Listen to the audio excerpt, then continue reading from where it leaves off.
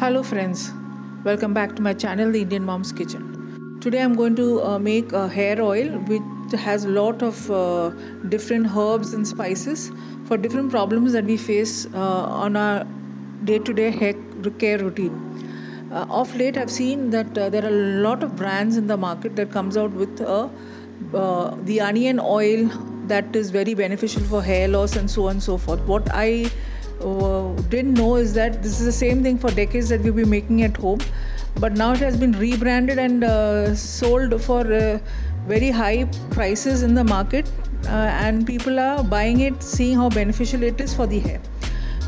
We do make the same oil at home, adding different more spices for different hair issues that we have. So today's video is my normal herbal hair oil, or the onion herbal hair oil that I normally make at home. I make it every couple of months and I don't make it in large quantities, so I make it just with 250 ml of oil, and can store it for up to 2 months or 3 months, and it remains good, and you can use it as and when you need it. And you can also use this oil on young children. It's very beneficial if they are suffering from dandruff or hair fall or premature graying too. So let's begin today's video. For this I've taken curry patta or curry leaves, one medium size onion. You can also take 5 to 6 shallots, or 1 teaspoon of dry amla. You can take 1 fresh amla to gooseberry, 1 tablespoon of cloves or long, 1 tablespoon of methi seeds or fenugreek seeds, 1 tablespoon of kalonji or nigella seeds. Now in a pan I'm going to dry roast the methi seeds, the kalonji seeds, the cloves and the dry amla. Now why have I taken kalonji or nigella seeds? These seeds helps in reversing hair damage, promotes hair growth and restricts hair fall to a very large extent.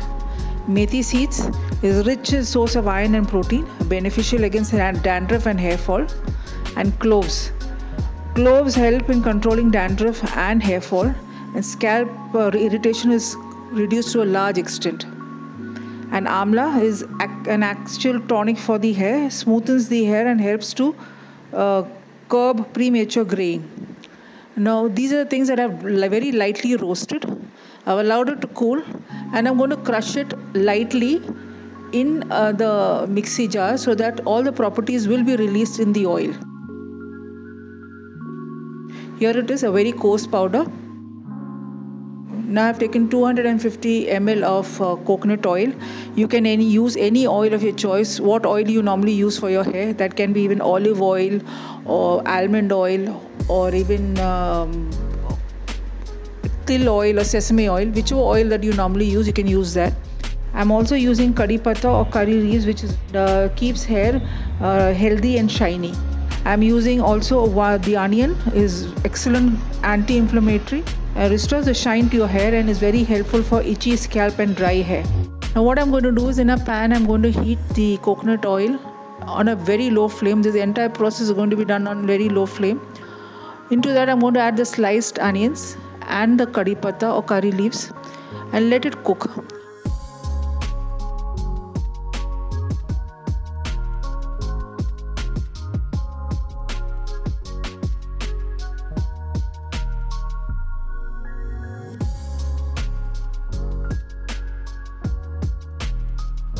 Once the onions go lightly pink, I'm going to add 1 tablespoon of castor oil. Castor oil is excellent to help control dandruff, flaky, itchy scalp and hair regrowth. I'm adding it to the oil. Now what is going to happen is the entire mixture will start frothing up. Let it froth up a bit. It's not going to overflow because the flame is very low. After a couple of minutes of frothing, I'm going to add the powdered spices that we had powdered and kept earlier. Now continue cooking this oil on very low flame for around 2 to 3 minutes more. You'll see that the oil is gone very dark in color, and you'll also get an aroma of cooked spices. At this point you can take this oil off the heat and allow it to cool completely. After it's cold completely, pass it through a sieve, and your superbly healthy and homemade herbal hair oil is ready to be used.